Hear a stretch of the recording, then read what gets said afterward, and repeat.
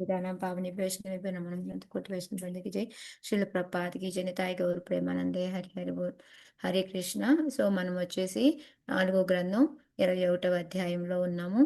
So ఈ అధ్యాయంలో ఏంటంటే మొత్తం మనకి 52 శ్లోకాలు ఉన్నాయి. ఈ 52 శ్లోకాల్లో కూడా మనం 2 భాగాలు ఫినిష్ చేసుకున్నాము. 1-10లో వచ్చేసి మనకి ఎలా అయితే ఆయన యజ్ఞాల్ని 99 యజ్ఞాల్ని ఫినిష్ చేసుకొని భగవంతుడి దగ్గర నుంచి ఆశీర్వాదం తీసుకొని వరము పొంది ఆయన ఎప్పుడైతే రాజ్యంలోకి వస్తూ ఉన్నాడో అందరూ ఏ విధంగా ఆయనకి స్వాగతం పలికారు అనేది చూసుకున్నాము. ఆ తర్వాత మైత్రేయ ముని ఇంకా హాయిగా ఆయన మంచిగా పరిపాలన చేశాడు.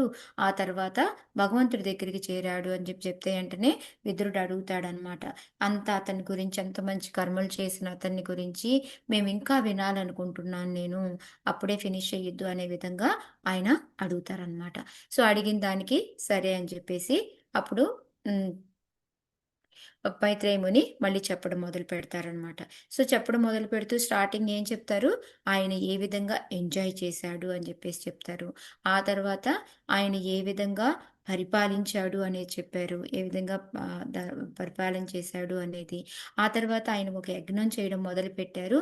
ఆ యజ్ఞంలో ఆయన ఎలా ఉన్నాడు, ఎంత అందంగా ఉన్నారు అనేది ఆయన వర్ణన అంతా కూడాను మనకి చెప్పి 18 శ్లోకాల వరకు 18వ శ్లోకం నుంచి ఏంటి అంటే ఎప్పుడైతే ఆయన ఒక మంచి ఆ నయనాలతోటి ఎంతో అందంగా అందరినీ ఆదరించేలాగా అందరినీ పలకరించేలాగా మధ్యలో నుంచి ఆయన అందరిని గురించి మాట్లాడడం మొదలు పెడతాడనమాట. ఆయన వాక్ ధాటి ఎలా ఉంది అనేది మనకి 7 రకాలుగా ఎక్స్ప్లెయిన్ చేశారు.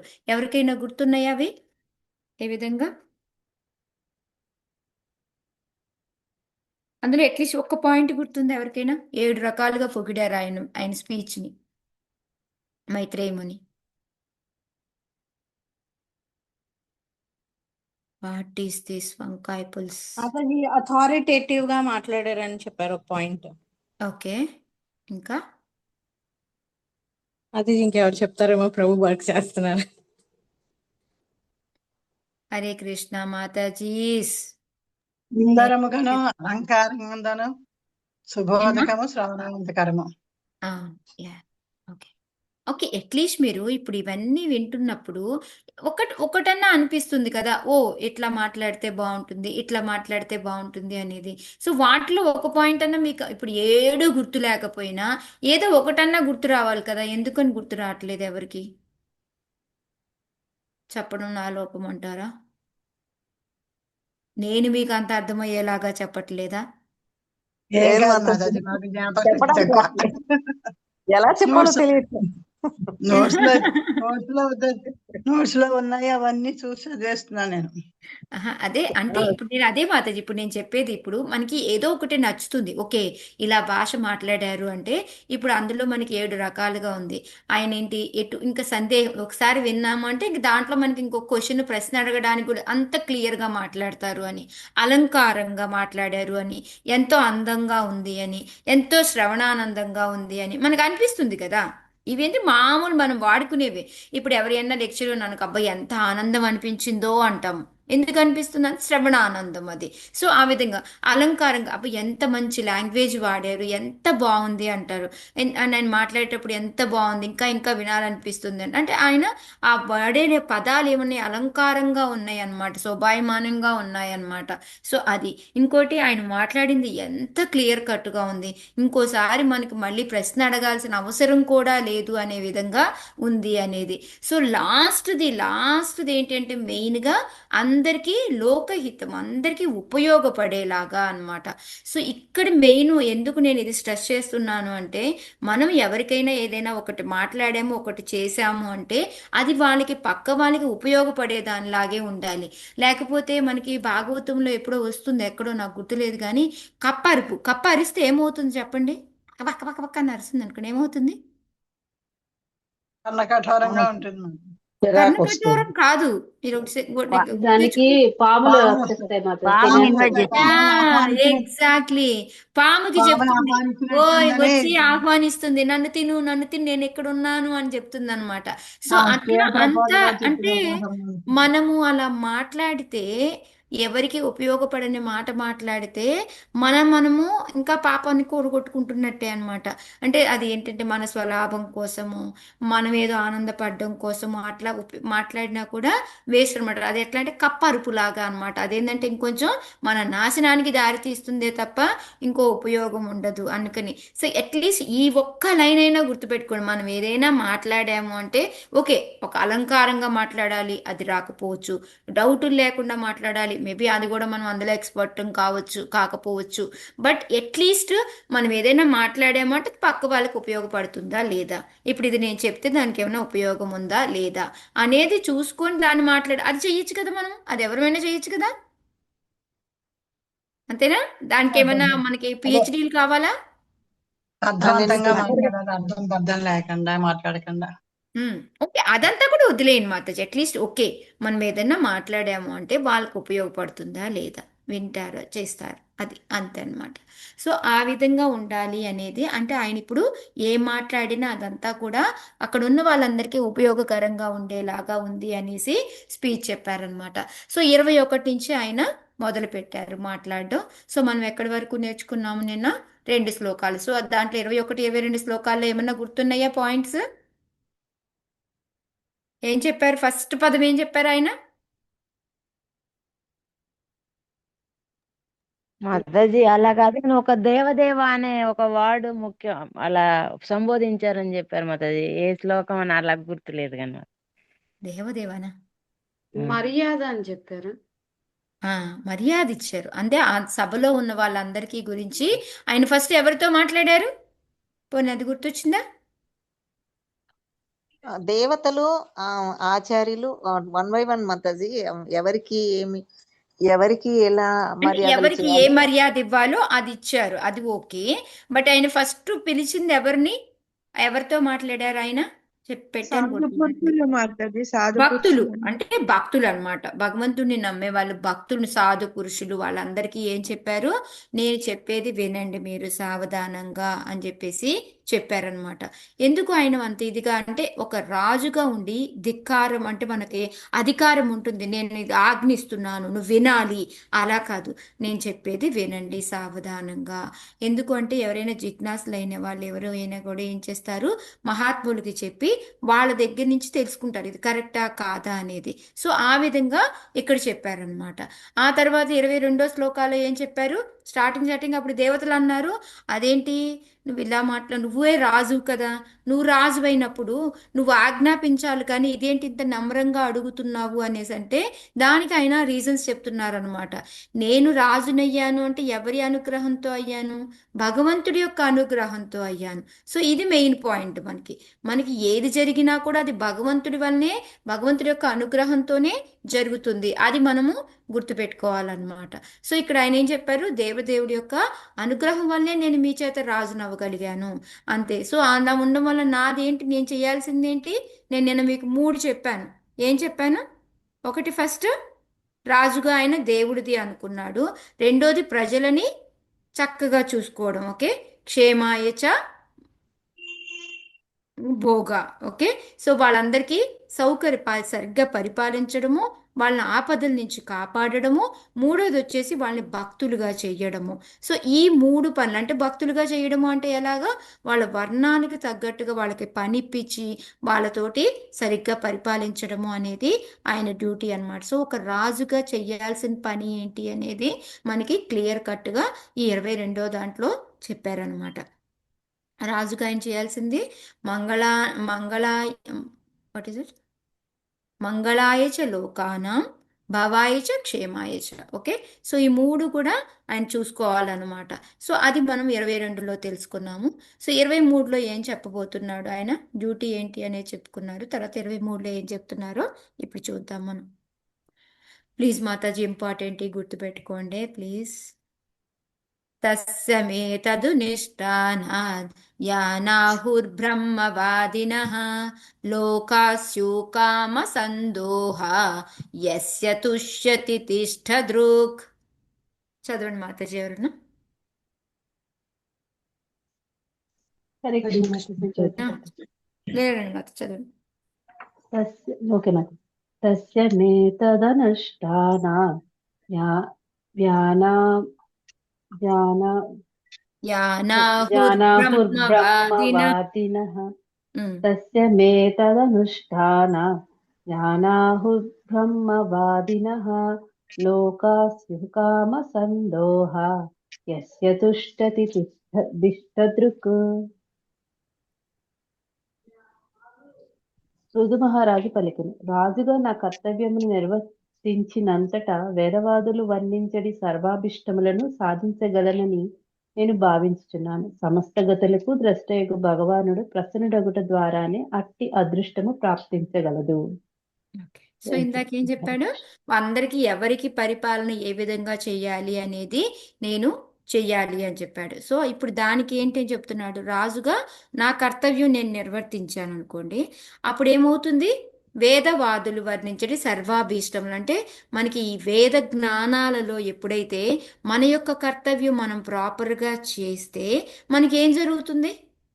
ఇప్పుడు నా కర్తవ్యం నేను సరిగ్గా చేశాను అనుకోండి, అప్పుడు ఏం జరుగుతుంది నాకు? మనకి మా ఈ వేదాల్లో ఏం రాసి పెట్టింది?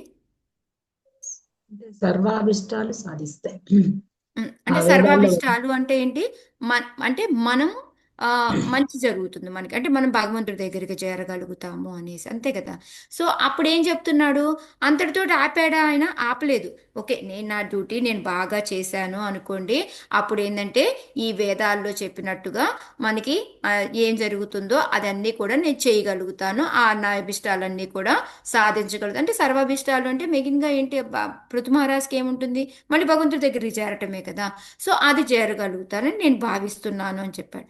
చెప్పి మళ్ళీ ఏంటి, ఇప్పుడు మనం అనుకున్నాం నిజంగానే మనం అంతా బాగా చేసామనుకోండి, చేసిన తర్వాత మనం వెంటనే భగవంతుడి దగ్గరికి వెళ్తామని గ్యారంటీ ఉంటుందా? భగవంతుడి అనుగ్రహం కావాలి మాకు. ఎస్, అదే ఇక్కడ చెప్తున్నాడు ఆయన. సమస్త గతులకు ద్రష్టయగు అంటే మనం ఏం పనులు చేస్తున్నామో వాటన్నిటికీ భర్త భోక్త మన ఉపదృష్ట హనుమంతాచ అని మన అందరిలో పరమాత్మ రూపంలో భగవంతుడు ఉంటాడు. భగవంతుడు చూస్తూ ఉంటాడు వాటన్నిటినీ. ఆ భగవంతుడు ప్రసన్నుడయ్యి ఆయన అనుగ్రహం ఇస్తేనే మళ్ళీ మనకి అలాంటి అదృష్టం వస్తుంది. ఓకే, సో మనకి వేదాల్లో చెప్పింది కరెక్టే, బట్ దానికి ఇంక్లూడ్ ఏంటంటే ఒక్కొక్కసారి దానికి తోడు భగవంతుడి యొక్క అనుగ్రహం కూడా జోడవ్వాలి. అందుకే కదా మనకి దామోదర ఆరతి చేసేటప్పుడు ఆ రెండు చేతులు అంటే ఒకటి మనం కష్టపడతాము, రెండోది ఏంటి? భగవంతుడి యొక్క అనుగ్రహం. ఈ రెండు కలిస్తేనే ఆ పని జరుగుతుంది అనమాట. చూడండి ఎంత బాగా పృథు మహారాజు మనకి చెప్తున్నారు. ఆయన చెప్తున్నాడు, ఓకే నేను ఇప్పుడు అన్ని చక్కగా పరిపాలించాను, ప్రజల్ని బాగా చూసుకున్నాను, వాళ్ళకి వర్ణాశ్రమం సంబంధించినట్టు వాళ్ళకి పనులు నేను ఇచ్చేశాను, అన్నీ అయిపోయి రాజ్యాన్ని చాలా చక్కగా పరిపాలించాను. అప్పుడు నా కర్తవ్యం నేను చేశాను కాబట్టి ఏమవుతుంది? నేను చక్కగా భగవంతుడి దగ్గరికి నేను చేరాను అంటే నాతో పాటు నా ప్రజలు కూడా దానికి చేరుతారు. కానీ ఇంకోటి ఏంటి? భగవంతుడి ప్రసన్నుడు అవ్వాలి ఆ పనితోటి. ఓకే, నువ్వు చేసిన పని భగవంతుడిని ప్రసన్నుడిని చేసేలాగా ఉంటే, అంటే ఇప్పుడు మనం చేసే పని ఏంటి? ఆ పని ఓన్లీ మన తృప్తి కోసం అనేది ఉండకూడదు, భగవంతుడిని ప్రసన్నం చేసేలాగా ఉందా లేదా? అప్పుడు మాత్రమే మనము ఆ వేదాల్లో చెప్పిన దాన్ని మనం సాధించగలుగుతాము అనేది ఇక్కడ మనకి పృథు మహారాజ్ చెప్తూ ఉన్నారనమాట. సో నేను అందుకని అట్టి అదృష్టాన్ని నేను ప్రాప్తించగలను అనేసి అనుకుంటున్నాను అని చెప్పేసి చెప్తారు. సో ఇక్కడ ప్రపాదుల వారు కొంచెం పెద్ద పర్పోటే రాశారు దీనికి. సో ఇక్కడ మెయిన్గా ఏంటంటే ఏంటిది? మనకి బ్రహ్మవాదిన అని రాశారు కదా, దాని మీనింగ్ ఏంటి అని చెప్తున్నారు. వేదవాదులు అన్నారు కదా, ఈ వేదవాదులు వర్ణించింది ఏంటి అంటే శబ్ద బ్రహ్మ అనమాట. ఆ శబ్ద బ్రహ్మ అంటే ఏంటి? మనకి వేదాలు అనమాట. ఈ వేదాలు ఏంటియో సింపుల్వి, చాలా మంది నమ్మరు. మీరు చూశారు అంటే ఈ వేదాలు ఇవన్నీ ఏమో ట్రాష్, ఇవన్నీ నిజం కాదు, కల్పనలు అని రకరకాలుగా చెప్తూ ఉంటారు కదా. సో అది ప్రభుపాదుల వారు కొట్టేస్తున్నారు అనమాట. ఇది ప్రామాణికంగా ఉన్నది, దీన్ని మాత్రమే మనము ఫాలో అవ్వాలి అని చెప్పేసి దాన్ని ఒక గట్టిగా నొక్కి మరీ చెప్తున్నారు అనమాట. సో ఇంకా ఏంటంటే రాజు యొక్క కర్తవ్యం. సో రాజు తర్వాత ఏం చెప్తున్నారు? ఫస్ట్ది ఆ వేదవాదులు నిర్మించిన అనేది మన వేదాల గురించి చెప్పారనమాట. అది సామాన్యమైంది కాదు, అది కరెక్ట్గా అది చర్మ ప్రమాణము, దాని నుంచే మనము ఫాలో అవ్వాలి అనేది చెప్తున్నారు. రెండోది ఏంటి అంటే మనకి రాజు ఏం చేస్తాడు? చక్కగా ప్రజల్ని చూసుకోవాలి. నేను చెప్పుకున్నట్టు మనము ప్రజల్ని చూసుకోవాలి. సో ఆయన డ్యూటీ ఆయన చేస్తే ఆయన స్వర్గలోకాలకి చేరుతాడు. సో అది కూడా ఏంటి, స్వర్గలోకాలకు గ్యారంటీగా చేరుతాడా లేదా అంటే అది భగవంతుడి యొక్క, ఇందాక మనం చెప్పుకున్నట్టు, దానికి తోడు భగవంతుడిని ప్రసన్నం చేసి ఆయన శాంక్షన్ ఉంటే తప్ప ఆయన రాజు చేరడు అనేది. సో ఇక్కడ ఆ రెండు రీజన్స్ చెప్తున్నారు అనమాట. ఒకటి, మనంతట మన కర్తవ్యం మనం సక్రమంగా నిర్వర్తించాలి. ఆ నిర్వర్తించిన కార్యక్రమం అనేది భగవంతుడి ప్రసన్న నుండి చేయాలి. అప్పుడు మాత్రమే మనకి ఈ వేదాల్లో జరిగినట్టు మనం వెళ్ళగలుగుతాము అనేది చెప్తున్నారు. సో అందుకని లాస్ట్గా సారాంశం ఏంటి అంటే, మనం ఈ స్వనిష్ట సస్య ధర్మస్య సంసిద్ధిర్ హరితోషణం, మనం అందరినీ కూడా చేయాల్సిన పని ఏంటి అంటే భగవంతుణ్ణి తృప్తిపరచటము. అదొక్కటే మెయిన్గా మన కర్తవ్యము అని చెప్పేసి మనకి ఇది చెప్తున్నారు. ఎప్పుడైతే మనం ఆ పని చేస్తామో అప్పుడు మాత్రమే మనం అనుకున్నది సాధించగలుగుతాం. మనం అనుకున్నట్టు ఏది పడితే అది కాదు, మనకి భగవంతుడి దగ్గరికి చేరడము అలాంటివి అనమాట. ఓకే. అయితే ఇక్కడ ప్రపాదుల వారు ఏంటంటే, ఇప్పుడు ఇదంతా కూడాను ఈ మిగతా వాళ్ళు ఎవరు కూడా నమ్మరు. ఇదంతా ఏంటంటే నామమాత్రము. ఈ తత్వవేత్త వీళ్ళందరూ కూడా ఎవరు కూడా ఏంటి అంటే ఈ వేదాల్లో చెప్పిన దాన్ని కానీ దేన్ని కూడా నమ్మరు. ప్రకృతి ఏ విధంగా వచ్చింది, ప్రకృతి ఏ విధంగా పనిచేస్తుంది, ఎవరి దాకా ఎందుకు, మనం ఈ భాగవతం రాకుండా ఇప్పుడు మనకి ఈ క్రియేషన్ ఇవన్నీ కూడా తెలుసుకోకుండా ఉంటే మనం కూడా ఏమనుకుని ఉండేవాళ్ళమి ముందు? దీని వెనకాల భగవంతుడు ఉన్నాడు, ఇదంతా భగవంతుడు ఉన్నాడు అని ప్రకృతే నమ్ముతాం మనల్ని మేము. పోషిస్తుంది ప్రకృతే మనల్ని పోషిస్తుందని అనుకునేవాళ్ళం మాతాజీ. అంటే తనే దైవం అనుకునేవాళ్ళం. కరెక్ట్, మరి ఎందుకంటే చిన్నది ప్రకృతి మాతాజీ, అంతాను. ఎస్, అది ఎగ్జాక్ట్. చిన్నది యాడ్ చేయనా మాతాజీ ఒక్కటి? మీరు ఇంతకుముందు అన్నారు కదా, మనం విద్యుత్ ధర్మం మనం చేసుకుంటూ వెళ్తే భగవంతుని కృప, అంటే నేను చదివిని చెప్తున్నాను. కాలము అంటే ఆ భగవంతు కృప వచ్చినాక కూడా మనం పని చేయగానే దొరకదు. దానికి ఒక టైం, అంటే కాలం కూడా ఇంపార్టెంట్ అని చెప్పారు. అంటే ఏ టైంకి ఇవ్వాలో అదే టైంకి ఇస్తారని 3 ఎక్కడో ఉన్నాయి మాతాజీ, ఒకదాని తర్వాత ఒకటి. మనం చేసే పని, భగవంతుని కృప, కాలం. భగవద్గీతలోనే వస్తుంది అది. అవునా మాతాజీ? అదే ఎక్కడో చూశాను. అదే మీరు అంటుంటే ఊరికి అది తిరుగుతోంది. ఓహో, కాలం కూడా ఉంది కదా. ఎందుకంటే మనం ఇది చెయ్యగానే ఎక్స్పెక్ట్ చేయడానికి లేదు కదా భగవంతు కృప ఉన్నప్పుడు కూడా. లేదు మాతాజీ, భగవంతుడి కృప ఉంటే వెంటనే వచ్చేస్తుంది మనకి అది. బట్ కానీ ఏంటంటే అది మనం చేసిన పని అనేది భగవంతుడు తృప్తిపరిచేలాగా ఉందా లేదా దాని మీద ఆధారపడి ఉంటుంది భగవంతుడి కృప. అదే, కానీ మనం ఎమ్మటి ఎక్స్పెక్ట్ చేస్తాం కదా మాతాజీ. అంటే కాలం కూడా ఉండాలేమో అనిపించింది నాకు అలా. అంతే, కరెక్ట్ మాతాజీ. అంటే 2 ఇంపార్టెంట్. ఉమ్. అంటుంటే నాకు అది లేదు, గుర్తొస్తుంది. అంటే మనం మనకి expect చేస్తాం కదా. కాలపు కన్నా కూడాను మెయిన్ ఏంటంటే మనం కర్మలు చేసిన ముందువి కూడా ఉంటాయి కదా, మనం ముందు ఇప్పుడుదే చూసుకుంటున్నాం మనం. ఉమ్. ఓకే. కాదు మాతాజీ, ఇప్పుడు నేనేం చేస్తాను, నేను భగవంతుని చేరాలని ఇప్పుడు పని చేశాను అనుకోండి. ఉమ్. చేయగానే భగవంతుని కృప ఉంది నా మీద, కానీ ఆ ఏ టైంకి ఇవ్వాలో ఆ టైంకి ఇస్తాడు కదా అని నాకు అనిపించింది.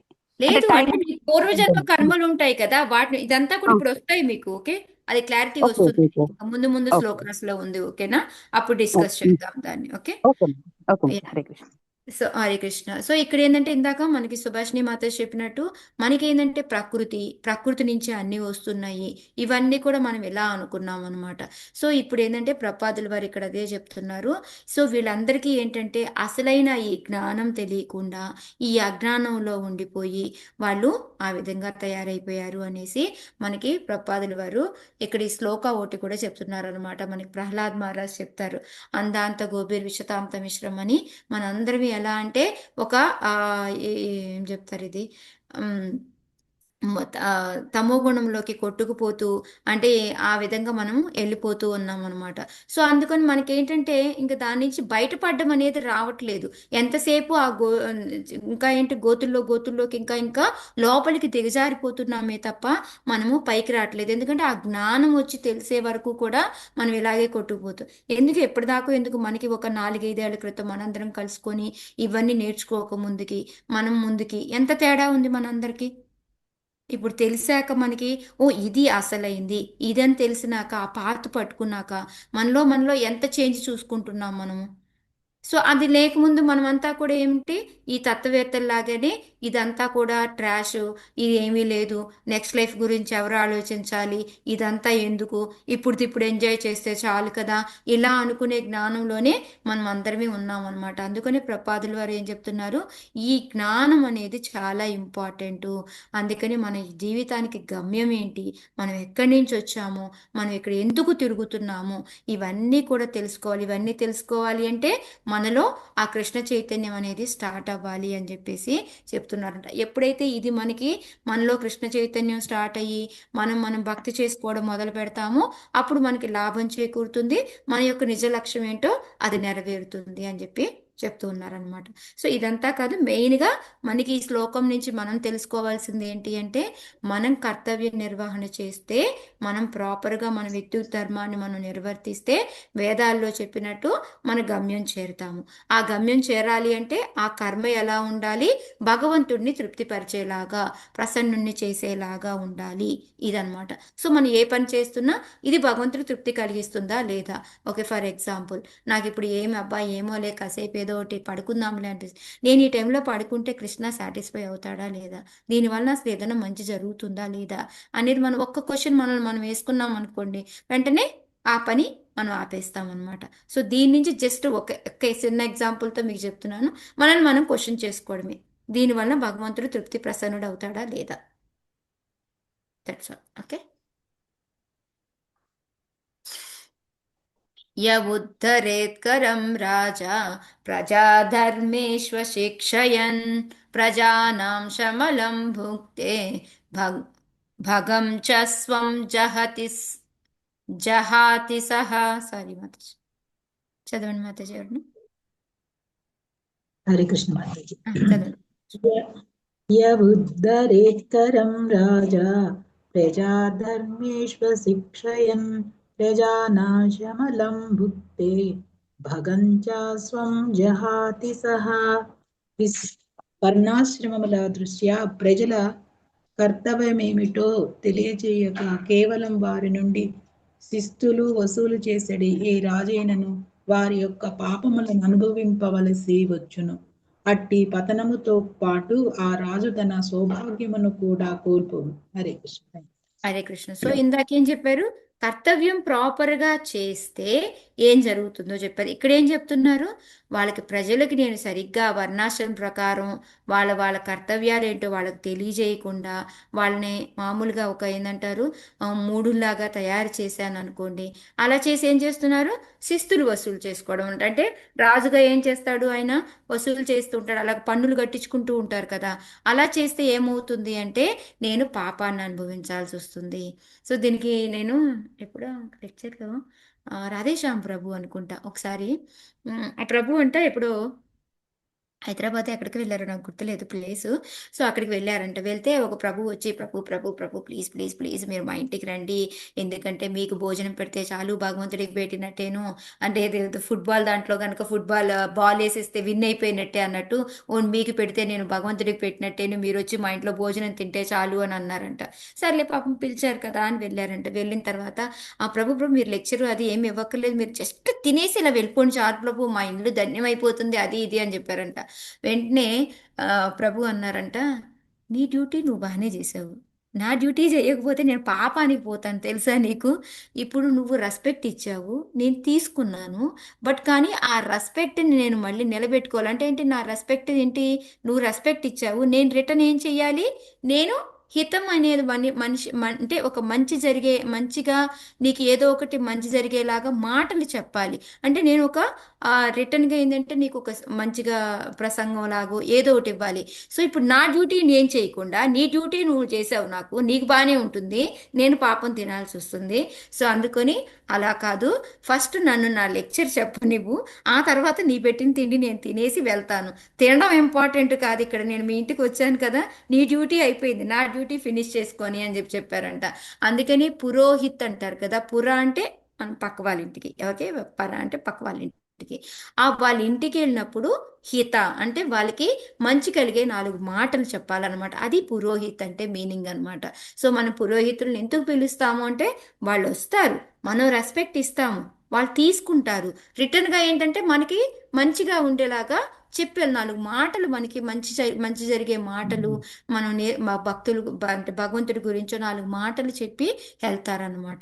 సో ఇది మనకి పురోహిత్ అంటే అని చెప్పేసి ప్రభు చెప్తే అది పక్కా దీంట్లో సూట్ అవుతుందన్నమాట. సో ఇక్కడ ఏంటంటే నేను రాజుని, ఓకే నేను ఎంజాయ్ చేస్తాను, శిశువులు వసూలు చేసుకుంటాను, నేను ఎంజాయ్ చేస్తాను అని అంటే ప్రజల్ని వాళ్ళకి వర్ణాశ్రమ ధర్మాలు ఏంటి, వాళ్ళకి భగవంతుడి గురించి తెలియజేయకుండా మీరు కూడా నాతో పాటు ఎంజాయ్ చేయండి అని చేయిస్తే ఇప్పుడంతా ఎంజాయ్ చేస్తే ఏమవుతుంది, తర్వాత యమదూతలు వస్తారు, రా నాయన ఇప్పుడు దాకా ఎంజాయ్ చేసావు కదా, ఇంకో రకం ఎంజాయ్మెంట్ నీకు ఇస్తాము అనేసి అక్కడికి తీసుకెళ్ళి ఇంకో ఎంజాయ్మెంట్ ఇస్తారనమాట. అంటే నరకానికి వాళ్ళు యాతన పడేలాగా శిక్షలు ఉంటాయన్నమాట. సో అదే ఇక్కడ ఎగ్జాక్ట్గా ఏం చెప్తున్నారనమాట, నేను ప్రజలను పట్టించుకోకుండా వాళ్ళకి ఏం పనులు చేయాలో తెలియజేయకుండా నేను గనక మామూలుగా వసూలు చేసుకుంటూ నేను ఎంజాయ్ చేశాను అంటే నేను పాపాలను అనుభవించాలి తర్వాత అని చెప్పేసి చెప్తూ ఉన్నారనమాట. సో దానివల్ల ఏం జరుగుతుంది, అలాంటి పతనం వల్ల నేను పాపంలోకి వెళ్ళాను అనుకోండి, నా సౌభాగ్యాన్ని అంతా కూడా నేను కోల్పోతాను అని చెప్పేసి చెప్తున్నారనమాట. సో అంటే ఇక్కడ మనకి 2 రకాలుగా మనకి చెప్తూ ఉన్నారనమాట. ఏంటంటే మనం ఆ పాపాలతో మనం సఫర్ అవుతాం, మనమే కాదు మన ప్రజలు కూడా సఫర్ అవ్వాలి కదా, అంతే కదా. ఒక రాజుగా ఆయన సఫర్ అవుతున్నాడంటే మీనింగ్ ఏంటి, ఆటోమేటిక్గా ప్రజలందరూ కూడా సఫర్ అవ్వాలన్నమాట. ఇంకో ఏంటంటే మనకి ఏమైతే అదృష్టం రాసి పెట్టుందో అదంతా కూడా తిరిగి వెనక్కి వెళ్ళిపోతుంది అనమాట. అంటే ఒక పవర్ కానీ వెల్త్ కానీ ఏదైనా కూడా, అంటే ఆ సౌభాగ్యం అంటే దాని కింద వస్తాయి అన్నమాట.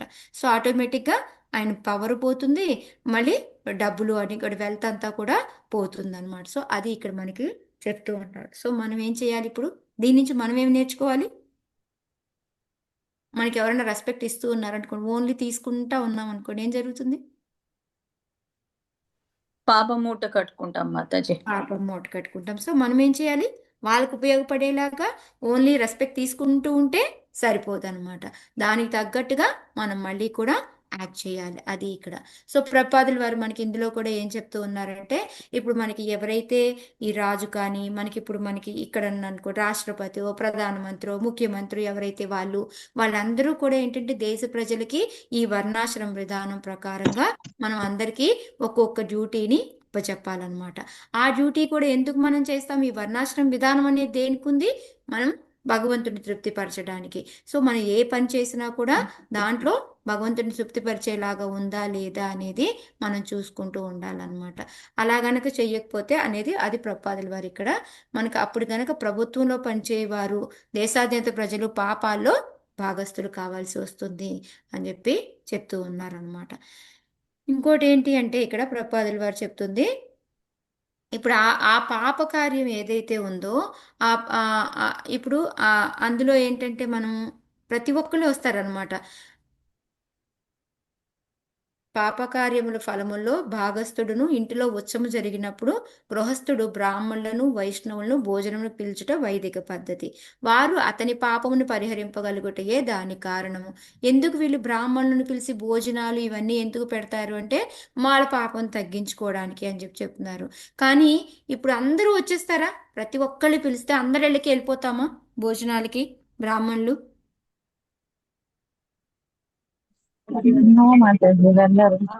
అందరిళ్ళకి రారు, ఎందుకని వెళ్ళరు, వాళ్ళకి కొన్ని ప్రయారిటీస్ ఉంటాయి కదా మాతాజీ, అక్కడికి వెళ్ళాలి అనేది. ఎందుకు అంటే వాళ్ళకి నమ్మకం, ఓన్లీ ప్రసాదం వండి పెడతారు అని నమ్మకం ఉన్న చోటకే వెళ్తారనమాట. ఎందుకంటే మనకి చాలా కొన్ని రూల్స్ అండ్ రెగ్యులేషన్స్ నియమాలు ఉన్నాయన్నమాట. మనకి ఇప్పుడు ఉన్నారనుకోండి, కొంతమంది ఉంటారు, ఇప్పుడు ఇస్కాన్ దాంట్లోనే కొంతమంది అట్లీస్ట్ ఏంటంటే మన ఇంట్లో బయట నుంచి తెప్పించిన ఆనియన్ గార్లిక్ లేదు అంటే తింటారు. కొంతమంది పక్కా ఉంటారు, వాళ్ళు హోటల్ ఫుడ్డే తినరు, ఇంట్లోనే వండాలి, ఇంట్లో వండి దాన్ని ఆఫర్ చేస్తేనే తింటారు, లేకపోతే వాళ్ళు తినరు. ఎందుకంటే హోటల్ది ఏం ఆఫర్ చేశారు, వాళ్ళు ఎట్లా చేశారో తెలియదు కదా. సో మేము ఆ ఫుడ్ తీసుకోం మాతాజీ, ఒకళ్ళు వచ్చినా కూడా వాళ్ళు మేము ఆ ఫుడ్ తినం మాతాజీ అని ముందే చెప్పేస్తూ ఉంటారనమాట. సో అదే ఇక్కడ ప్రపాదులు వారు చెప్తున్నారు, ప్రసాదమే అయితే వాళ్ళు హ్యాపీగా వెళ్ళి తింటారు, అది ప్రసాదం కాదనుకోండి వాళ్ళు నో అని చెప్పేస్తారనమాట. అదే ఇక్కడ ప్రపాదుల వారు మనకి ఏం చెప్తున్నారంటే, మనం ఏదో భోజనాలు పిలిచేసి మన పాపాన్ని కడుక్కోవాలి అని అనుకొని మళ్ళీ వాళ్ళకి పాపాన్ని ఇవ్వకూడదు మనము అని చెప్పేసి చెప్తూ ఉన్నారు. దానికి ఏం చేయాలి అంటే చాలా నియమాలు ఉన్నాయి. వాటన్నిటి ప్రకారంగా మనం వాళ్ళని వండి పెట్టగలిగితేనే మనం చేయాలి. ఇవన్నీ ఎప్పుడు తెలుస్తాయి?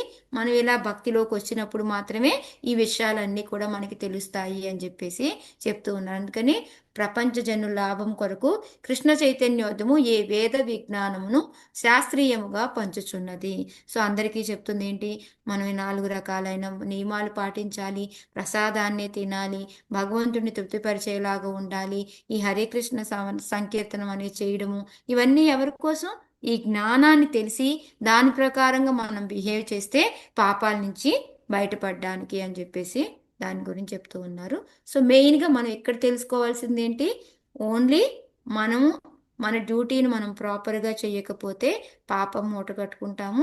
సో మనకి కొన్ని భాగ్యాలు రాసున్నా అవన్నీ కూడా వెనక్కిపోతాయి. మేబీ మన పూర్వజన్మలో కొన్ని భాగ్యాలు మనకి రావాలి అని ఉన్నాయి అనుకోండి, మనం చేసే పాపాల వలన అవి కూడా దూరంగా వెళ్ళిపోతాయి అని చెప్పి మనకి పృథు మహారాజ్ చెప్తూ ఉన్నారనమాట. తత్ప్రజా భర్తృపిండార్థం స్వార్థమేవానసూయవః కురుతాదోక్షజాధియః తర్హి మేనుగ్రహ కృతః. చదవండి. హరే కృష్ణ మాత చదవను. తత్ప్రజా భర్తృపిండార్థం స్వార్థమేవానసూయవః కురుతాదోక్షజధీయస్తర్హి మేనుగ్రహ కృతః. భావము: పృథు ఇట్లు కొనసాగించను కనుక ఓ ప్రజలారా, మరణానంతరము మీ రాజు యొక్క శ్రేయస్సు కొరకై వర్ణాశ్రమముల దృష్ట్యా మీ ధర్మములను చక్కగా నిర్వర్తించుచు ఎల్లప్పుడూ భగవానునే మీ హృదయంలో ధ్యానింపుడు. ఈ విధముగా చేయుట ద్వారా మీరు మీ ప్రయోజనమును పరిరక్షించుకొనుటయే గాక మరణానంతరం మీ రాజు యొక్క శ్రేయస్సు కొరకై అతనిపై కరుణను కొంచెం పైకి వెళ్ళాలి మాతాజీ, పైకే ఉంది మాతాజీ, కరుణను చూపిన వారాగుదురు. Thank you Mataji. Hare Krishna. Hare Krishna. So ఇక్కడ ఏం చెప్తున్నారు? ఆయన ఫస్ట్ ఏం చెప్పారు?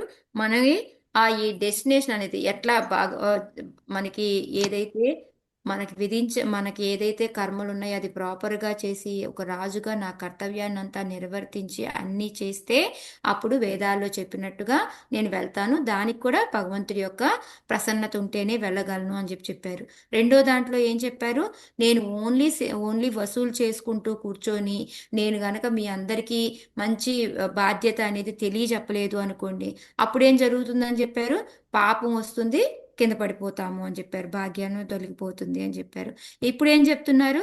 సో దాని గురించి మీరేం చెయ్యాలి ప్రజలారా అంటే, నేను ఇప్పుడు నా శ్రేయస్సు అంటే మరణించిన తర్వాత నేను భగవంతుడి దగ్గరికే వెళ్ళాలి, నాకు మంచే జరగాలి అని మీరు అనుకుంటే కనుక మీరు చేయాల్సిన పని ఏంటి? చక్కగా ఈ వర్ణాశ్రమం ప్రకారంగా మీ ధర్మాలని మీరు చక్కగా పాటించండి.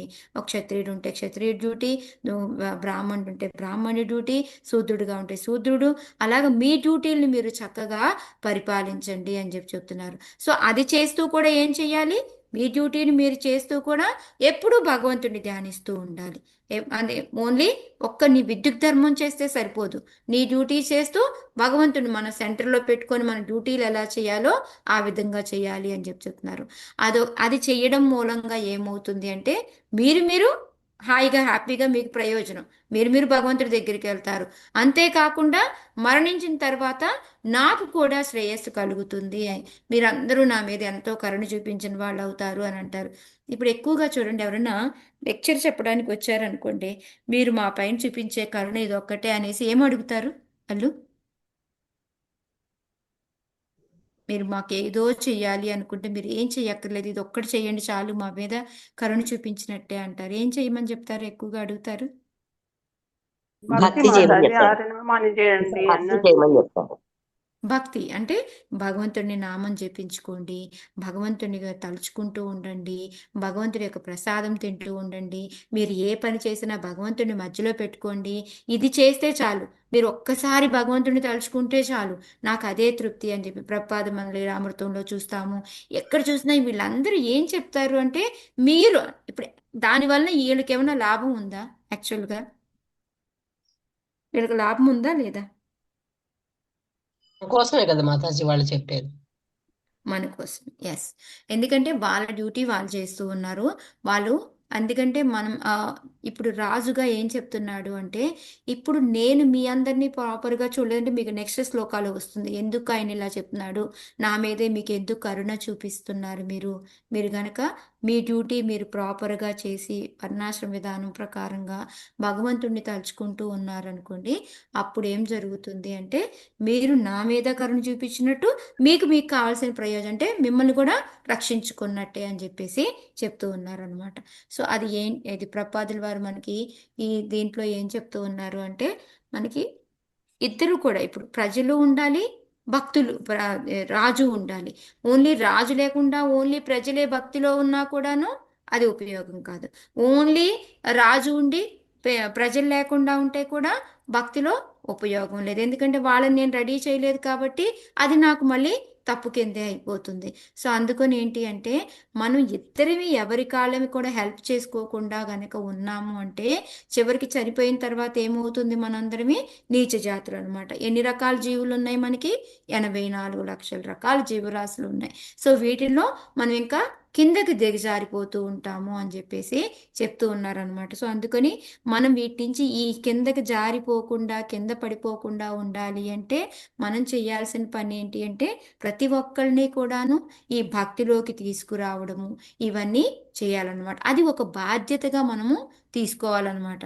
నిజంగా నాకు ఎప్పుడు నిత్యరూపిణి మాతాజిని చూస్తే నేను చాలా గర్వంగా ఫీల్ అవుతాను నేను. ఎందుకంటే ఇప్పుడు నేనున్నా అనుకోండి, మా ఇంటికి వెళ్తే ఒకసారి 2 సార్లు చెప్తాను ఇలా చేయకూడదు ఇలా చేయాలి అని. ఇలా ఇంట్లో వాళ్ళకి ఎంత చెప్పినా వినర్లే అనేసి నేను వదిలేశాను, నేను చెప్పట్లేదు. ఓకే, బట్ కానీ ఇప్పుడు మాతాజీ ఎవరన్నా కనపండి వెళ్ళంటనే మాతాజీ క్లాసులు అవుతే ఇది భగవంతుడు ఇది ఇప్పుడు భగవద్గీతలు అమ్మడం కానీ, మాతాజీ ఎవరి కొత్త వాళ్ళ దగ్గరికి వెళ్ళి చెప్పడం కానీ వాళ్ళు విన్నారా, వాళ్ళు ఎలాంటి వాళ్ళు ఇంకేమీ లేదు, మాతాజీ చెప్పాల్సింది చెప్పేసి వస్తారు. ఆ తర్వాత వాళ్ళ ఇష్టం, విన్నారా వినలేదా వాళ్ళ ఇష్టం. సో ఈ విధంగా ఏంటి అంటే మన డ్యూటీ ఏంటంటే మనం కూడా అందరికీ చెప్పడం. సార్ వింటారా వినలేదా అనవసరం, మనం చెప్పాల్సింది చెప్పడం అన్నమాట వాళ్ళకి. సో అది ఇక్కడ మనకి మెయిన్గా ఈ రాజుగా మనకి నేర్పుతుంది, పృథు మహారాజ్ చెప్తుంది ఇదన్నమాట. సో ఎప్పుడైతే ఆ కృష్ణ భక్తి భావన అది లేకుండా ఉంది అంటే మనకి ఎప్పుడూ కూడా దేశం కానీ ప్రజలు కానీ ఎవ్వరూ కూడాను బాధ్యతాయుతంగా ఉండరు, ప్లస్ మనకి శాంతి కూడా ఉండదు. మనం ఆల్రెడీ ముందు కూడా శ్లోకాల్లో కూడా మనం చర్చించుకున్నాం, అందుకనే పెద్ద ఎక్కువగా నేను చెప్పట్లేదు అనమాట. సో ఇక్కడ ప్రభుపాదుల వారు మనకి ఏం చెప్తున్నారు అంటే మనం ఏం చేసినా మన లైఫ్లో ఆ కృష్ణ భక్తి అనేది ఉండాలి. అప్పుడే మన బాధ్యత. అంటే ఆ కృష్ణ భక్తి అంటే ఎలాగా అంటే మనకి శ్లోకా చెప్తూ ఉన్నారు 9వ చాప్టర్లో భగవద్గీతలో 27వ శ్లోకం ఎత్కరోషి అదస్నాసి జుహోషి తదాస్యత్ ఎత్తపస్యసి కౌంతేయ తత్కురుష్వ మదర్పణం. అంటే మనం ఏం తిన్నా ఏం చేసినా అన్నిటికీ ఎవరిని తలుచుకోవాలి? అది భగవంతుడి కోసం అని చెప్పేసి ఆ విధంగా మనం ఒక దానం చేసినా ఏం చేసినా మనం ఇందాక చెప్పుకున్నట్టు ఇది భగవంతుడికి ప్రీతికరమా కాదా అని ఆలోచించి ఆ విధంగా మనం పని చేసాము అంటే అప్పుడు అందరం కూడా హ్యాపీగా ఉండగలుగుతాము అనేది ఇక్కడ మనకి ప్రభుపాదుల వారు చెప్తూ ఉన్నారనమాట. సో మనం ఈ శ్లోకం నుంచి మనం నేర్చుకోవాల్సింది ఏంటి? ఎవరికైనా ఏమనిపించింది? మన మన డ్యూటీ మనం చేసుకుంటూ భగవంతుని భక్తి సాధన చేయటం అనేది ఇంపార్టెంట్. రాజుకేమో ప్రజలు ఆ విధంగా చేస్తే ఆయన ప్రయోజనం పొందుతారు, వాళ్ళు చేయకపోతే ఆయనకు కూడా ఇబ్బంది కలుగుతుంది. అందుకని ప్రజల్ని వేడుకుంటారు. సో మనము సమిష్టిగా ఇప్పుడు మనం గురువులు ఉన్నారనుకో, వాళ్ళు చెప్పింది మనం విని మనం పాటిస్తే మనకి ఉపయోగం ఉంటుంది, గురువులకి కూడా మంచి జరుగుతుంది అనమాట. అది ఓకే. ఇందాక అంటే వాళ్ళు ఇప్పుడు మనం ఫోర్స్ చేసి చెప్పినందువలన మనకేమైనా లాభం వస్తుందా అంటే మనకి లాభం వస్తుంది అని కాదు, వాళ్ళు మారితే భగవంతుడి దగ్గరికి, సో మన ఈ దేశం అంతా కూడా హాయిగా ఉంటుంది కదా. సో మెయిన్ దానికోసం అన్నమాట, మనకేదో లాభం జరుగుతుందని. ఇక్కడ రాజు ఏంటంటే రాజు కర్తవ్యమే అది, కాబట్టి ఆయన అందుకు గట్టిగా ఒక్కించి మరీ వాళ్ళకి చెప్తూ ఉన్నాడు అనమాట. ఓకే, సో మెయిన్గా ఆయన దేని గురించి ఎక్కువ స్ట్రెస్ చేశారు చెప్పండి ఇక్కడ ఈ ఎన్ని శ్లోకాల్లో కూడాను? భగవంతుని గురించి భక్తులు కావాలి భగవంతుని మాతాజీ. గురించే మాతాజీ. మన పని భక్తిలో మనం భక్తి చేసు ఎక్కువాలా అని మాతాజీ. ఎస్, మన పని మనం చేసుకుంటూ భగవంతుడిని ప్రీత్యర్థమే ఆ పని చేయాలి. అది మెయిన్గా స్ట్రెస్ విద్యుక్త ధర్మం నెరవేరుస్తూ ఎస్, చేసి కరెక్ట్. మనం విద్యుత్ ధర్మం చేయాలి, విద్యుత్ ధర్మం చేస్తూ మధ్యలో భగవంతుడిని పెట్టుకొని ఆయన ప్రీత్యర్థం చేయాలన్నమాట. ఇప్పుడు మనం కరెక్ట్గా మనము లాభం పొందుతాము, మనకు చెప్పిన వాళ్ళు కూడా పొందుతారు అన్నమాట. ఎందుకు ఆయన ఈ పదం చెప్పాడు అనేది ఇప్పుడు మీకు నెక్స్ట్ శ్లోక ద్వారా తెలుస్తుందన్నమాట. యూయం తదనుమోదధ్వం పితృదేవర్షయో మలాః కర్తుశాస్తురనుజ్ఞాత తుల్ 25 వచ్చిందా మాతాజీ? ఏం మాతాజీ 25 శ్లోకం చెప్తుందా? చెప్పాను కదా, 25 ఇప్పుడే కదా చెప్పాను. ఓకే ఓకే, నేనే తప్పు. యూయం తదనుమోదధ్వం పితృదేవర్షయో మలాః కర్తుశాస్తురనుజ్ఞాతుః తుల్యం యత్ ప్రేత్య తత్ఫలం. చదవండి మాతాజీ. చదవాలా మాతాజీ? చదవండి. యూయం, హరే కృష్ణ మాతాజీ. యూయం తదనుమోదధ్వం పితృదేవర్షియో మలా కర్తుం శాస్తురనుజ్ఞాతు స్తుల్యం శాస్తురనుజ్ఞాతు స్తుల్యం యత్ ప్రతేత్య తత్ఫలం. కృష్ణ, మరణానంతరము కర్మఫలమును కర్త, నిర్దేశకుడు, అనుమోదకుడు ముగ్గురును సమానముగా పంచుకొనెదరు కనుక నా ప్రతిపాదనను సమర్థింపుమని శుద్ధాంతరంగులకు దేవతలను, పితృదేవతలను, సాధు పురుషులను నేను అర్థించుచున్నాను. హరే కృష్ణ మాతాజీ. హరే కృష్ణ. సో ఎందుకు ఆయన పొందాకని చెప్పారు ఇప్పుడు అర్థమైందా?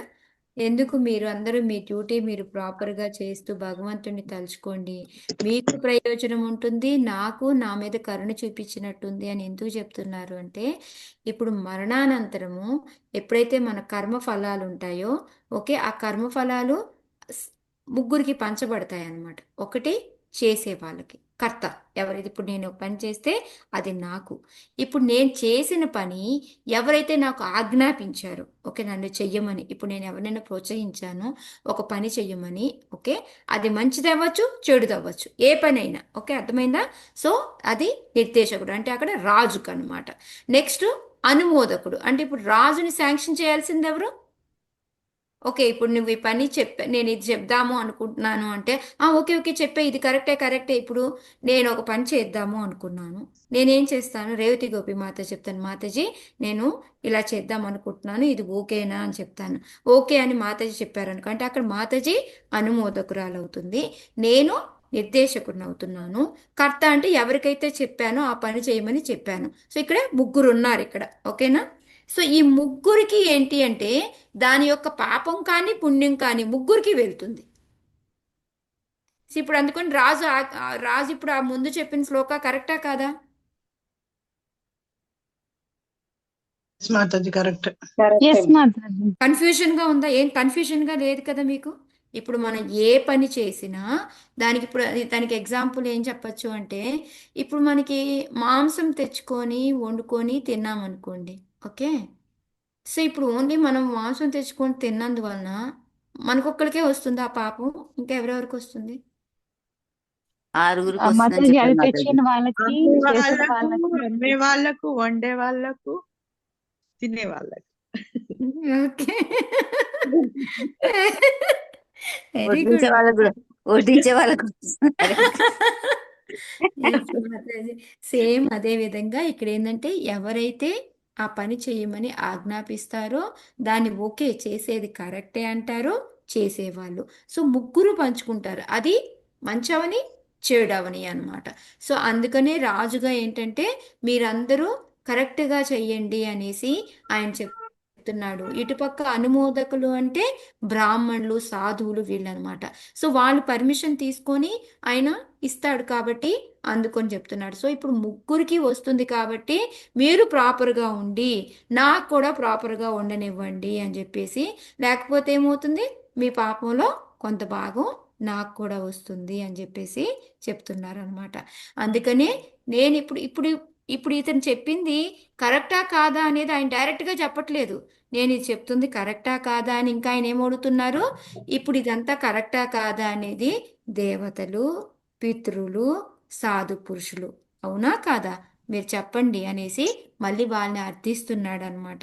సో ఇక్కడ ఏంటంటే నాకు తెలిసింది ఇంతే, ఇందువల్ల నేను మీ అందరినీ ఖండిస్తున్నాను అని చెప్పట్లేదు, ఇంకా వీళ్ళ పర్మిషన్ కూడా తీసుకుంటున్నాడు అనమాట ఇది అవునా కాదా అనేది.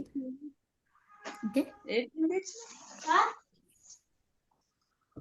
ఏమైనా డౌట్ ఉందా మాతాజీ ఇక్కడ? మాతాజీ అంటే ఆల్రెడీ బ్రాహ్మణులకి అడిగే కదా ఆయన డెసిషన్ తీసుకుంటారు. ఉమ్. సో మళ్ళీ మిగిలిన వాళ్ళకి కూడా ఆయన అడుగుతున్నారు ఇప్పుడు కరెక్టా కాదా అని, అంతేనా? ఆహా, అంటే ఇప్పుడు ఈయన ఓన్గా స్పీచ్ ఇస్తున్నాడు కదా అక్కడ. ఓకే ఓకే ఓకే, ఇప్పుడు నేను చెప్పినవన్నీ కూడా ఇవి శాస్త్ర ప్రకారంగా ఉన్నాయా లేవా అనేది ఆయన అర్థిస్తున్నాడు అనమాట వాళ్ళని. ఓకే ఆల్రెడీ కానీ ఆయనకి అన్ని అంటే బ్రాహ్మణుల ద్వారా సాధువుల ఇవన్నీ ద్వారా బ్రాహ్మణుల చెప్పలేదు. నుంచి నేర్చుకొని ఇప్పుడు చూడు, ఇప్పుడు నేను ఆల్రెడీ ఎక్కడి నుంచో లెక్చర్ వింటాను, నేను చెప్తాను, చెప్పిన తర్వాత మాతాజీని ఏం అడుగుతాను, మాతాజీ నేను చెప్పినంత కరెక్టేనా కాదా అని అడుగుతానా లేదా? అవునవును అవును.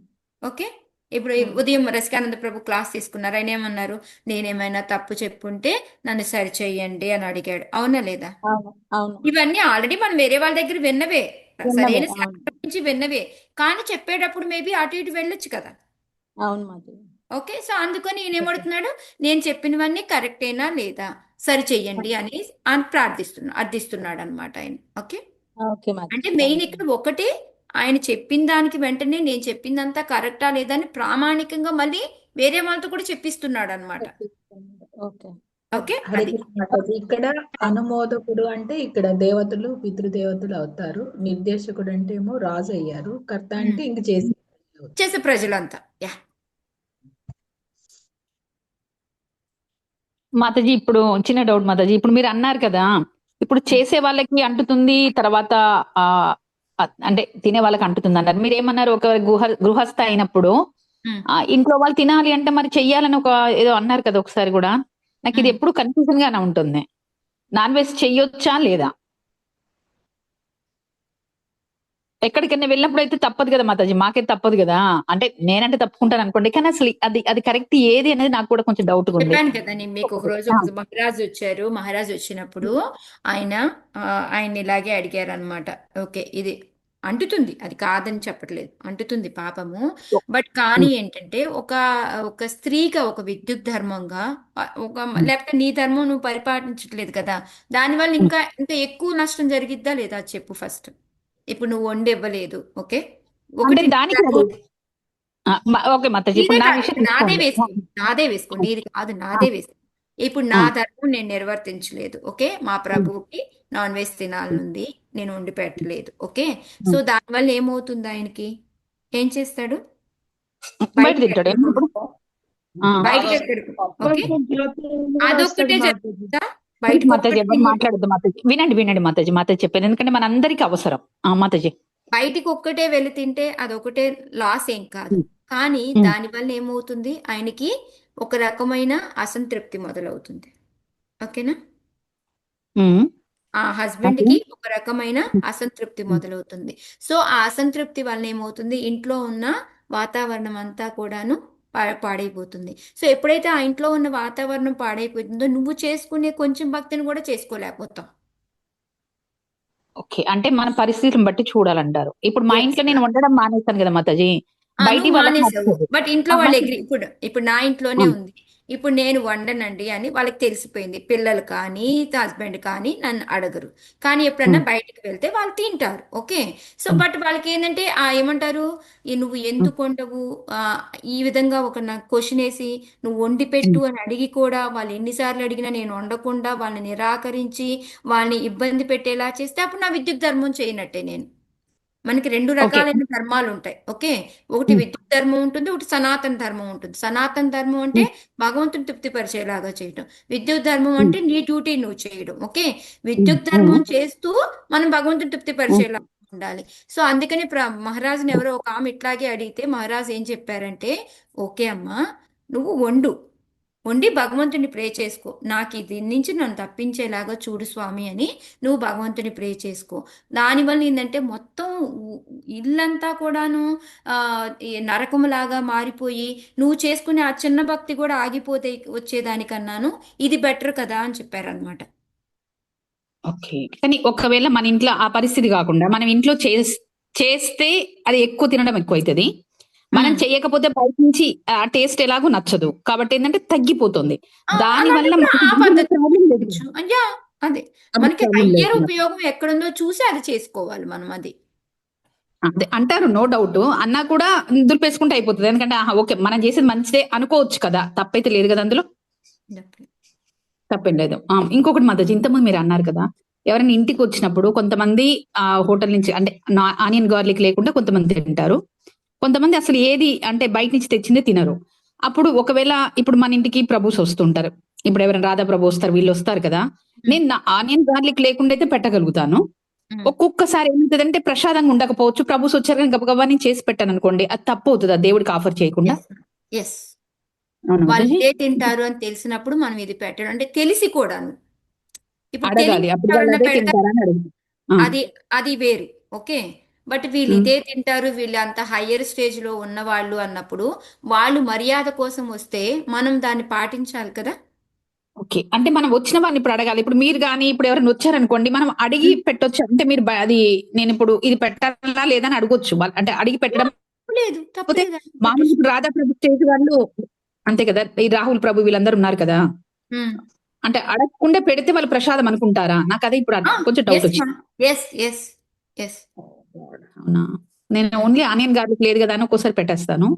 లేదు, వాళ్ళని అడుగు, ప్రభు ఇది బయట నుంచి వచ్చింది, మీరు తింటారా, మీకు ఇంట్లో చేసిన పద్ధతి. ఇంట్లో ఒక్కొక్కసారి చేసినప్పుడు నేను మధ్యాహ్నం టక్ చేశాను అనుకోండి, అప్పటికప్పుడు పోయి నేను ఆఫర్ చెయ్యను. ఒక్కొక్కసారి అంటే ఎప్పుడు పడితే అప్పుడు నేను అల్తార్ దగ్గరికి వెళ్ళను. అది కూడా చెప్పేసి, ప్రభు నేను ఆఫర్ చేయలేదు బట్ ఆనియన్ గార్లిక్ లేకుండా ఇంట్లోదే అని చెప్పండి. ఓకే ప్రభు, నో ప్రాబ్లం అమ్మా అంటే ఓకే. లేదా వాళ్ళు లేదు నేను ప్రసాదమే తింటాను అంటే దాంట్లో ఇంకోటి ఏదైనా ప్రసాదం యాడ్ చేసి పెట్టండి. ఓ, అది చేయొచ్చు. అంటే మన పొద్దున్నది ఏం తీసి కలిపేయచ్చు అందులో. అది వాళ్ళ పర్మిషన్ తీసుకొని పెట్టండి, అది నేను చెప్పేది. ఆల్వేస్ ఎప్పుడైనా సరే మన ఇంటికి సీనియర్స్ వచ్చారు అంటే వాళ్ళ పర్మిషన్ తీసుకొని పెట్టడం అంత ఉత్తమం రెండోది లేదు. ఎందుకంటే వాళ్ళు ఏ రకంగా ఫాలో అవుతున్నారో మనకి తెలియదు కాబట్టి వాళ్ళని అడిగి పెట్టడం మంచిది. ఓకే, మీకేదనిపిస్తే అది చేయకుండా మనం వాళ్ళని అడిగి చేయడం బెస్ట్ అన్నమాట. కొంతమంది వాళ్ళని అడిగితే వాళ్ళు వద్దంటారు అదంటారు అని, కానీ అది మనకి తెలియకుండా మనం పాపం చేయకూడదు. అందుకోసం నాకు ఇంతవరకు ఏమనుకున్నానంటే ఆనియన్ గార్లిక్ లేకపోతే చాలు వీళ్ళకి అన్నట్టుగా అనుకున్నా. అంటే ఇప్పుడు మీరు ఒక పదం యూజ్ చేస్తారు, చాప్టర్ లో ఇందాక వచ్చింది కదా, ఆ శ్లోకాలో వచ్చింది కదా, కంపల్సరీ చాలా మంది పెద్ద పెద్ద వాళ్ళు వస్తున్నారు అంటే వాళ్ళేదో మనకు మంచి చేయడానికని వస్తున్నారు, మనం పిలిచామని జాలిపడి వస్తారు. కానీ అక్కడ మనం తప్పు చేస్తే ఏమవుతుంది, అది ఫలితం మళ్ళీ వాళ్ళకి వెళ్తుంది, మనకు కూడా వస్తుంది, ఇద్దరిమే వస్తుంది. Hare Krishna. Okay Mataji, Hare Krishna. Hare Krishna matters. But కానీ నేను చెప్పేది ఏంటంటే బెటర్ వాళ్ళని అడిగి పెట్టండి. ఇప్పుడు వాళ్ళు నచ్చుతున్నారా, ఇట్స్ ఓకే. లేదా మనం మామూలుగా వాళ్ళకి పెట్టేస్తే వాళ్ళు ప్రసాదం అనుకొని తిన్నారనుకోండి, అప్పుడు ఎక్కువ ఎఫెక్ట్ మన మీద పడుతుంది, తక్కువ ఎఫెక్ట్ వాళ్ళకు ఉంటుంది. హరే కృష్ణ మాతాజీ. జప సెషన్ లో కూడా ఈ క్వశ్చన్ వచ్చింది మాతాజీ. ప్రభుజీ ఏం చెప్పారంటే అలా మనం అంటే వాళ్ళకి మనం పాపమే అవుతుంది అంటే తప్పే అవుతుంది, పాపం మీద మీన్స్ తప్పే అవుతుంది కాబట్టి ఫ్రూట్స్ కృష్ణకి చూపించి పెట్టే ఫ్రూట్స్ ఇవ్వండి, కానీ అలా ఆఫర్ చేయదు కానీ అట్లా పెట్టకండి అని అన్నాడు. ఎస్ ఉమ్. కృష్ణ అందుకే మాతాజీ నాకు ఒక డౌట్ మాతాజీ. లేదు మాతాజీ, అది మెయిన్ నేను చెప్పేది. అందుకే ఒక్కొక్కళ్ళు ఒక్కో రకం. ఇప్పుడు మా దాంట్లోనే చాలా కేటగిరీస్ ఉన్నాయి. కొంతమంది ఇంట్లో వండి ఆఫర్ చేస్తేనే తింటారు. కొంతమంది బయటదైనా ఆనియన్ గార్లిక్ లేదంటే కొంచెం తెచ్చి, అంటే ఇప్పుడు కొంతమంది చూడండి భక్తులు లాంటి వాళ్ళే వండుతారు, మనం అది ఆర్డర్ పెడతాము, తెచ్చుకుంటాము, దాన్ని ఆఫర్ చేసి పెడితే తింటారు. సో అలా రకరకాల కేటగిరీస్ ఉన్నాయి. ఎవరు ఏది ఫాలో అవుతున్నారో అడిగి పెట్టడంలో తప్పు లేదు. ఓకే, దానికి మొహమాట పడాల్సిన పని లేదు. హరే కృష్ణ మాతాజీ, నాకు ఒక డౌట్ మాతాజీ. చెప్పండి. మాతాజీ మా బావ కొడుకు యుఎస్ నుంచి వచ్చాడు మాతాజీ. ఉమ్, అతన్ని భోజనానికి పిలవాలి అంటే నాన్ వెజ్ ఉండాలి. ఉండాలి కాబట్టి నేను ఎప్పుడు వండినా మా ఇంట్లో ఒక అబ్బాయి ఉండేవాడు, ఆయనతో వండిపించేది. అంటే దీక్ష తీసుకున్న తర్వాత అతనితోనే వండిపిస్తున్నాను. ఉమ్, గోధుమ ప్రభు ప్రత్యేకించి చెప్పారు మాతాజీ నాకు, దీక్షకి వెళ్లే ముందు మీరు నాన్ వెజ్ టచ్ చేయొద్దు, ముట్టొద్దు, ఉండొద్దు అన్నారు. అంటే నేను అన్నాను, అది కాదు ప్రభు, ఇంట్లో మా పిల్లలు వచ్చినప్పుడు అయినా కానీ ఎప్పుడైనా గెస్ట్లు వస్తే వాళ్ళ కోసం నేను మా ఒక అబ్బాయి ఉన్నాడు అతనితో వండిస్తాను అని చెప్పాను. వేరే స్టవ్ ఉంది, వేరే డిషెస్ కూడా వేరే ఉన్నాయని చెప్తే, సరే అట్లయితే కానీ మీరైతే ముట్టుకోవద్దని చెప్పారు. ఇప్పుడు ఆ అబ్బాయి లేడు, వెళ్ళిపోయాడు కాబట్టి ఇప్పుడు నేను ఆయన 1.5 month ఆయన యూఎస్ నుంచి వచ్చి పిలవాలంటే నేను సంశయపడుతున్నాను మాతాజీ, నేను ఎలా ఉండాలి, ఎలా పెట్టాలి అని చెప్పండి మాతాజీ, నాకు ఏం చేయాలి? మాతాజీ ఇతను గెస్ట్, ఇంట్లో కాదు కదా, మీ విద్యుత్ ధర్మం ఏమి కాదు ఇది. సో మీరేమీ ఫీల్ అవ్వాల్సిన పని లేదు మాతాజీ. సో ఇంట్లో మీ హస్బెండ్ ఫోర్స్ చేసి ఆయనకి పెట్టకపోతే ఇబ్బంది అట్లా ఉన్నప్పుడు మీ విద్యుత్ ధర్మం. ఇది గెస్ట్ కాబట్టి మీరు బయటదే తీసుకొచ్చేయండి, దాన్నే పెట్టండి అతనికి. మీరు మా వారు ఒప్పుకోలేదు, వంట చేయమంటారు మాతాజీ. 2-3 రకాల వెరైటీస్ చేయమంటారు. ఇంతకుముందు చేశాను కాబట్టి చేయమంటారు.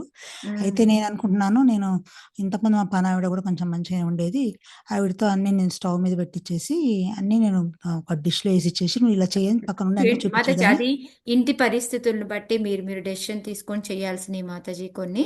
బట్ ఏంటంటే మీ హయ్యర్ అథారిటీ ఎవరున్నారో వాళ్ళది బెటర్, అడిగి చెయ్యండి బెటర్. మా గోధుమ ప్రభు అయితే టచ్ కూడా చేయొద్దన్నారు మాతాజీ, సరే నేను ముట్టుకోవద్దు అని అన్నారు. అందుకని నేను అడుగుతున్నాను ప్రభు మాతాజీ. అదే మాతాజీ, పక్కన మీరు కొంచెం డైరెక్షన్స్ ఇస్తూ వండించండి. పోనీ ఉందంటున్నారు కదా పాసిబిలిటీ. వాళ్ళు వండి పెడతారు కానీ మళ్ళీ తర్వాత వాళ్ళు తిన్న తర్వాత మళ్ళీ వాళ్ళ పని వాళ్ళు వెళ్ళిపోతారు కదా, మళ్ళీ అన్ని మనమే కదా క్లీన్ చేసేది, తీసి పెట్టేది వాళ్ళ ప్లేట్స్. అది ఓకే మాతాజీ, ఓకే, చేయొచ్చా? తప్పవు కదా, ఇంకా it's okay Mataji. Okay Mataji, అయితే హరే కృష్ణ మాతాజీ, నా ప్రాబ్లం సాల్వ్ అయింది మాతాజీ. హరే కృష్ణ మాతాజీ, చెప్పండి మాతాజీ నాకు ఒక డౌట్ మాతాజీ. ఇప్పుడు మ్యారేజ్ కి పిలుస్తాం కదా మాతాజీ, ఫంక్షన్ హాల్కి వస్తారు అందరూ వైష్ణవులందరూ, మరి అక్కడ అంటే గార్లిక్ లేకుండానే వండిపిస్తాము కానీ ప్రసాదం అయితే కాదు కదా, దానికి ఎట్టా ఏమైనా తప్పు అవుతుంది అంటారు? అదే మాతాజీ వాళ్ళకి చెప్పాలి, మాతాజీ మీరు ప్రసాదమే ఇలాగ వాళ్ళతో ఆనియన్ గార్లిక్ లేకుండా వండిస్తున్నాము. అదే నేను చెప్తుంది. ఇప్పుడు ప్రతిసారి పర్మిషన్ తీసుకోవడమే మాతాజీ. మనం వాళ్ళకి చెప్పా పెట్టుకుని ఆనియన్ గార్లిక్ లేదు మాతాజీ ప్రసాదమే తినండి అని మనం చెప్పకూడదు డైరెక్ట్ గా అట్లాగా. ఇది జరిగింది ఏంటి అని చెప్తే అంటే వాళ్ళు వాళ్ళకి తింటారా లేదా. వాళ్ళు ముందే చెప్తారు మాకు గార్లిక్ ఆనియన్ లేకుండానే వండిపియండి అంటే, సరే ప్రభుజీ అని చెప్తాము. కాకపోతే వాళ్ళకి తెలుసు అనుకుంటా, మరి నేనైతే చెప్పలేదు ప్రసాదం కాదు అని. గార్లిక్ ఆనియన్ అయితే లేదు అని చెప్పినాము మా బాబు ఫంక్షన్ కి, మ్యారేజ్ కి. ఓకే, అందరు వచ్చి భోజనాలు చేసిండ్రు మాతాజీ, తెలియదు నాకు అప్పుడు. అదే మాతాజీ ఏంటంటే మనము అది వాళ్ళకి చెప్పేసి చేస్తే తప్పు లేదు. అది మాతాజీ చెప్పేది నేను. మాతాజీ ఇంకా కొన్ని డౌట్స్ ఉన్నాయి, టైం ఉందా మాతాజీ? ఎండింగ్ లో అడుగుతారా మాతాజీ? ఇదంతా రికార్డింగ్ లో వెళ్తా ఉంది, అందరూ వినేస్తారు. రికార్డింగ్ ఆపేస్తారా? ఓకే ఓకే, ఈ శ్లోకాన్ని ఫినిష్ చేసి అడగనా మాతాజీ? ఓకేనా? ఓకే చేస్తాలేమ్మా, మళ్ళీ కంటిన్యూ చేయాలి కదా. ఓకే సరే అయితే. ఓకే ఓకే మాతాజీ, ఎండ్ చేసేది.